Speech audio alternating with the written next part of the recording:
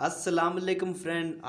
आज जो टॉपिक करेंगे है वो है रिबोसोम के बारे में। ठीक है, उम्मीद करता हूँ कि आप सब खैरियत से होंगे। और आज का जो हम टॉपिक डिस्कस करने जा रहे हैं कि वो है कि रिबोसोम्स एंड प्रोक्रियाट्स में जो रिबोसोम है वो किस तरह से होता है। यूक्रियाट्स के लिए इंशाल्लाह हम एक अलग से वीडियो बनाएंगे।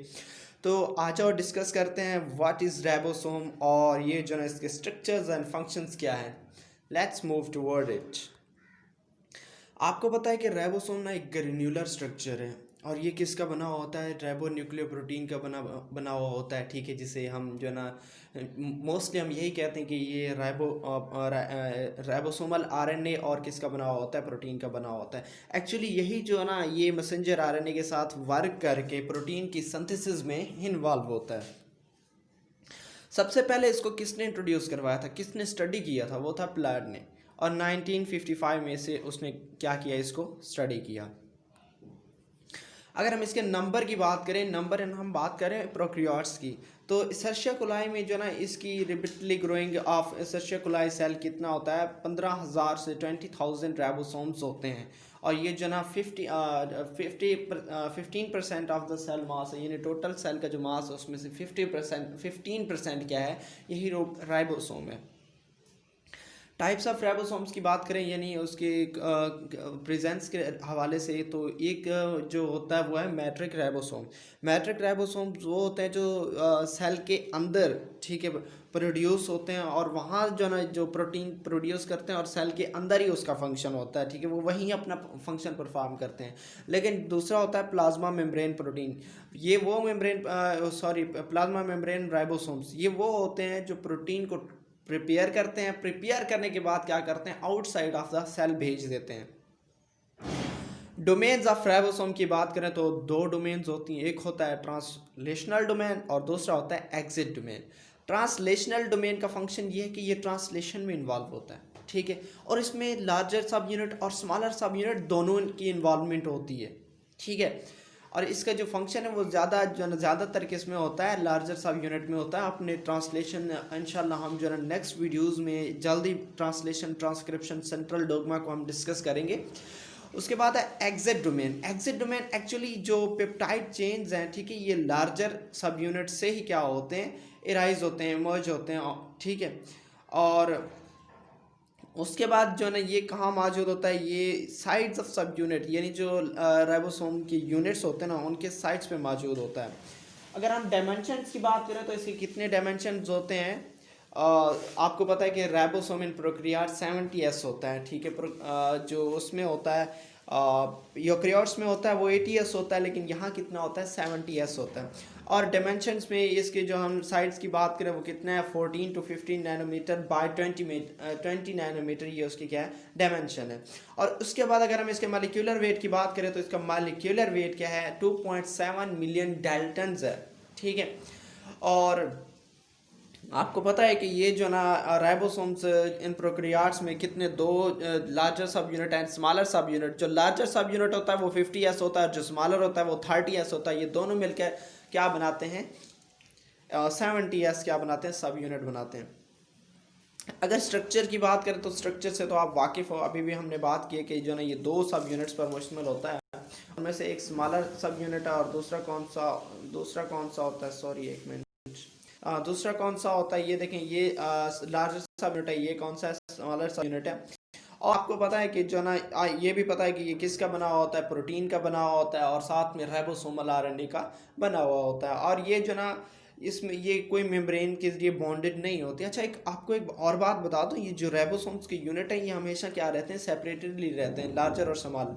ये उस वक्त यानी जब ट्रांसलेशन हो रही होती है तब ये क्या करते हैं, आपस में मिलते हैं और वहाँ जाके जो ना मैसेंजर आरएनए की कोडिंग होती है और जो ना प्रोटीन की क्या होती है, सिंथेसिस होती है। आपको यूनिट्स का पता है, राइबोसोमल यूनिट्स कितने हैं। ठीक है, ये जो ना 30s स्मॉलर सब यूनिट है एंड 50s क्या है, लार्जर सब यूनिट है। ठीक है, और ईच सब unit is constructed from 1 to 2 RNA molecules and many polypeptide chains. एक आपको बता दो कि ये जो स्मॉलर आरएनए हमने बात की कि ये किसके बने होते हैं, राइबोसोमल आरएनए और प्रोटीन के बने होते हैं, यही बात हमने की थी ना।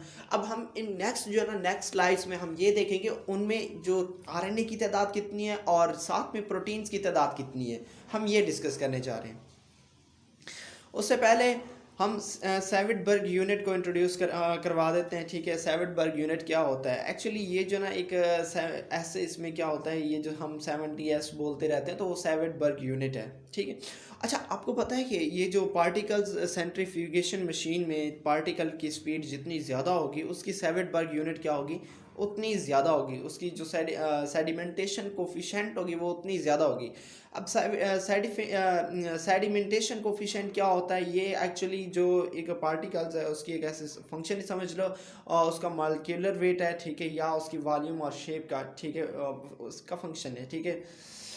और उसके बाद अगर हम बात करें जो हैवीएस्ट या मोस्ट कम्पैक्ट पार्टिकल्स होते हैं ना, उनकी सेविटबर्ग यूनिट क्या होती है, ज़्यादा होती है। या सेडिमेंट क्या होते हैं, फास्टर होते हैं। मतलब ये कि उस वो जो सेंट्रीफ्यूग का जो मशीन होता है, ठीक है, जो एक ट्यूब लाइक स्ट्रक्चर होता है उसमें, ठीक है, उसकी जो चक्कर को बोलते हैं, ठीक है, जिसकी चक्कर ज़्यादा होगी उसकी जो सेविटबर्ग यूनिट या हम उसे सेडिमेंटेशन कोफिशिएंट बोल रहे हैं, ठीक है, तो उसकी क्या होगी, वो सेडिमेंटेशन कोफिशिएंट क्या होगी, ज़्यादा होगी।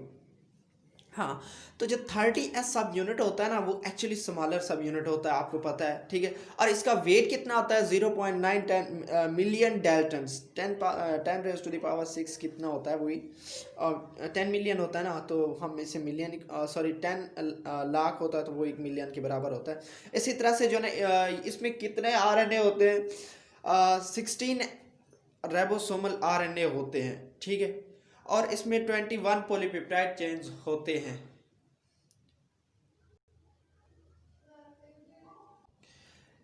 तो आपको पता है, अगर आप इस वक्त, ठीक है, आज डेट क्या है, दिसंबर है, 27 दिसंबर है, 2020 है। तो आज के डेट में अगर आप जाके गूगल पे सर्च कर लें, ठीक है, तो वहाँ यही लिखा आएगा कि इसमें 19 प्रोटीन्स होती हैं और 1 पॉलीपेप्टाइड चेन्स होता है। तो एक्चुअली पॉलीपेप्टाइड चेन्स या प्रोटीन प्रोटीन ही जो ना पॉलीपेप्टाइड चेन्स ही जो ना मिलकर क्या बनाते हैं, प्रोटीन बनाते हैं। तो इनकी कंपोजिशन में क्योंकि मॉडर्न टेक्नोलॉजी आ रहा है तो मज़ीद रिसर्चेज हो रही हैं, तो उसमें जो ना नए और पुराने में थोड़ी चेंजेस आ रही हैं। जो लार्जेस्ट सब यूनिट है, ठीक है, लार्जेस्ट सब यूनिट इसका जो वेट होता है 1.8 मिलियन डेल्टन होता है, ठीक है। और ये 5s and 23s ribosomal RNA and 34 polypeptide chains पर मुश्तमिल होता है। अच्छा, अब हमने यहाँ टर्म यूज़ की, ये देखो, एक है 5s और दूसरा है 23s। एक्चुअली जो 5s है ना वो स्मॉलर रेबोसोमल आरएनए के लिए, और जो 23 है वो लार्जर रेबोसोमल आरएनए का जो सब यूनिट है उसको मेंशन कर रहा है। और इसमें जो 34 पॉलीपेप्टाइड चेन्स हैं, और अगर आप इसी वक्त गूगल में सर्च करें, ठीक है, तो वहाँ जो ना 35 जो ना प्रोटीन्स आपको मेंशन होगी, ठीक है। एक प्रोटीन उन्होंने बढ़ा दी है, ठीक है। हाँ, तो वो ये जो ना वो सेंट्रीफ्यूज मशीन है जिसमें इट्स जो लार्जेस्ट राइबोसोमल यूनिट्स हैं उन्हें क्या किया जाता है, स्पिन किया जाता है, ठीक है।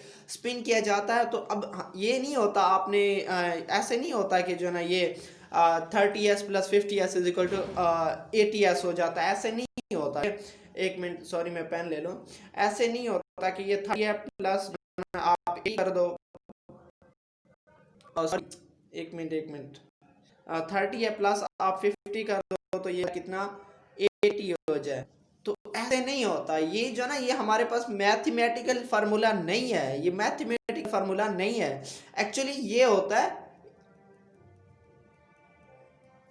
ये जैसे ये स्ट्रक्चर में आपको शो हो रहा था, ठीक है, सेल था, ठीक है। और ये जो ना ऐसे जो ना ये ऐसे मिला हुआ था इसमें, और ये जो ना ऐसे स्पिन मतलब ऐसे घूमता है, ठीक है, इस तरह से ऐसे घूमता है। जितनी ज्यादा स्पीड से घूमेगा ना, तो उस स्पीड के दौरान लार्जर या स्मॉलर सब यूनिट्स वो क्या होते हैं, एक स्पेसिफिक पॉइंट पे यहाँ ठहरते हैं, ठीक, यहाँ, ठीक है, यहाँ ठहरते हैं। तो अब जो जितना ज्यादा या ऐसे नीचे समझ लो, जितना ज्यादा नीचे होगा, इस साइड पे होगा, उसकी जो सेविटबर्ग यूनिट है वो ज्यादा होगी। या इस साइड समझ लो, जो इस साइड पे ऊपर ज्यादा होगा, सबसे ऊपर होगा, उसकी सेविटबर्ग यूनिट क्या होगी, कम होगी।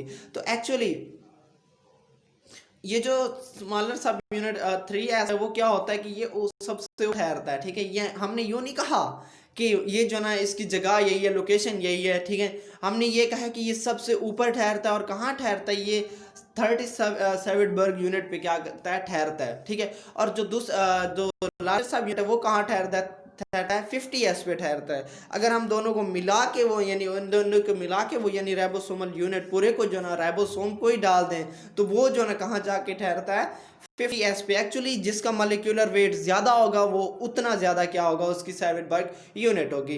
तो ये जो ना दोनों उसको क्या कर रहे हैं, मेंशन कर रहे हैं। ये मत समझना कि ये एक एरिथमेटिक फार्मूला है, मैथमेटिकल फार्मूला है कि जो ना 30s एंड प्लस 50s कितना होता है, 80 होता है। तो नहीं, ये वो नहीं है। ये है कि जो ना सैविटबर्ग यूनिट जो ना सेंट्रीफ्यूज मशीन में जब इनको स्पैन करते हैं, ठीक है, जो सेल्स के पार्ट होते हैं, या हम स्पेसिफिक अपने राइबोसोम की बात करते हैं कि जब इसे स्पैन करते हैं तो इसके जो यूनिट्स होते हैं वो डिफरेंट पोजीशन पे, डिफरेंट लेवल्स पे जाके ठहरते हैं। तो उस लेवल्स के हिसाब से जो ना उन्होंने सैविटबर्ग यूनिट रखा हुआ है। उसके बाद है कि राइबोसोमल आरएनए, ठीक है। अब राइबोसोमल आरएनए उसका फंक्शन क्या है, आपको पता है कि राइबोसोमल आरएनए क्या करता है कि जो ना डीएनए यानी जो मैसेंजर आता है, ठीक है, ये मैसेंजर आरएनए उसे लेके आते हैं। तो राइबोसोमल आरएनए जो वहाँ मौजूद होते हैं वो उसको क्या करते हैं, स्टडी करते हैं। स्टडी करने के बाद जो ना स्पेसिफिक क्या करते हैं, प्रोटीन जो ना सॉरी अमीनो एसिड लेके आते हैं। आपको एक और बात भी पता है कि जो राइबोसोम्स होते हैं, ठीक है, वो भी एनर्जी यूज़ करते हैं, जैसा कि डीएनए एनर्जी यूज़ करता है, ठीक है, मैसेंजर आरएनए की सिंथेसिस के लिए, ठीक है। तो जैसे वहाँ एनर्जी की ज़रूरत होती है, यहाँ भी सेम एनर्जी की ज़रूरत होती है। अब ये जो आरएनए है उसके रोल्स क्या हैं, देखो। जो 16S राइबोसोमल आरएनए है वो ऑफ द 30 सब यूनिट में add in the initiation of protein synthesis. मतलब ये कि यही जो राइबोसोमल आरएनए में राइबोसोमल आरएनए है, ठीक है, जो कि इस राइबोसोम में मौजूद होता है, और इसका फंक्शन क्या होता है कि ये जो ना इनिशिएशन ऑफ प्रोटीन सिंथेसिस में इन्वॉल्व होता है। इसी तरह से जो 3 end of 16S ribosomal RNA है, ठीक है, वो इनिशिएटिंग सिग्नल साइट के साथ क्या बनाता है, कम्प्लेक्स बनाता है, ठीक है, किसकी साइड पे, ऑन द मैसेंजर आरएनए। और इसका ये क्या होता है कि जो ना मैसेंजर आरएनए की पोजीशन राइबोसोम पर मैसेंजर आरएनए की पोजीशन को मेंटेन रखने में क्या करता है, उसकी मदद करता है, ठीक है। अब उसके बाद ये जो ना इनिशिएशन फैक्टर के साथ अटैच होता है, ठीक है। और जो ना ये सी एंड ऑफ अमीनो एसिड जो है ना टीआरएनए के साथ क्या होता है। अब ये सी क्या है, साइटोसिन जो ना adenine end of amino acid tRNA, ठीक है, उसके साथ क्या होता है, ये बैंड होता है, ठीक है। तो अगर हम साइट्स की बात करें, यानी जो कहाँ कहाँ राइबोसोम्स की, आपको पता है 3 साइट्स होती हैं जहाँ प्रोटीन की सिंथेसिस होती है, ठीक है। उनमें से ये देखें, पहला कौन सा, ये अमीनो साइड है, एसाइल साइड है। ये कौन सा है, पेप्टाइडल साइड है। अमीनोसिल साइड ये होता है कि जहाँ जो टीआरएनए होते हैं वो किसको, अमीनो एसिड को लेके आते हैं, ठीक है। और जो पेप्टाइडल साइट है, यहाँ जो अमीनो एसिड्स है उनकी क्या होती है, प्रोटीन की सिंथेसिस होती है। और एग्जिट साइट पे जो टीआरएनए फ्री होते हैं, ठीक है, उन्हें क्या कर दिया जाता है, निकाल दिया जाता है, ठीक है। तो ये तो थे वो राइबोसोम्स के साइड जहाँ मैसेंजर आरएनए की सिंथेसिस होती है। यहाँ आप देख सकते ये मैसेंजर आरएनए है, ये 30 यूनिट है, ये 50 है, और ये जो ना वो क्या मौजूद हैं, ये 3 साइट्स मौजूद हैं किस पे, अमीनो एसिड राइबोसोम्स पर मौजूद होते हैं। अगर हम फंक्शंस की बात करें तो फंक्शन सबसे इसका पहला फंक्शन यही होता है कि ये जीन को क्या करता है, एक्सप्रेस करता है, ठीक है, जीन को कोड करता है। और उसके मुताबिक इसका जो फर्स्ट एंड फाइनल जो इसका फंक्शन होता है वो यही होता है कि वो जो है ना प्रोटीन की सिंथेसिस में इन्वॉल्व होता है, ठीक है। अमीनो न्यूक्लियोटाइड जो मैसेंजर आरएनए पर न्यूक्लियोटाइड की जो सीक्वेंसेस होती हैं ना, इसे वो किस में कन्वर्ट करता है, अमीनो एसिड की सीक्वेंसेस में कन्वर्ट करता है। तो ये था हमारा आज का टॉपिक। में आपको कोई मुश्किल पेश आई हो, ठीक है, या कोई क्वेश्चन बनता हो तो आप क्या करें, हमारे इनबॉक्स में मैसेज करें, इंशाल्लाह हम उसका जवाब देंगे। अगर आप लोग नए हैं तो आप लोगों से रिक्वेस्ट है कि हमारे चैनल को सब्सक्राइब करें और वेट में रहें। इंशाल्लाह हम जो नेक्स्ट वीडियो बनाएंगे वो है राइबोसोम्स इन यूकैरियोट्स में राइबोसोम की कंपोजिशन। जैसे आपको पता है कि 50S प्लस 40S कितना होता है, 80S होता है, और 10% वैसे भी वहाँ से कम हो जाता है। तो सेंट्रीफ्यूज का रोल होता है यहाँ, ठीक है। तो इंशाल्लाह वेट में रहिए, हम जल्द अज जल्द क्या करते हैं, नेक्स्ट वीडियो लेके आते हैं। शुक्रिया।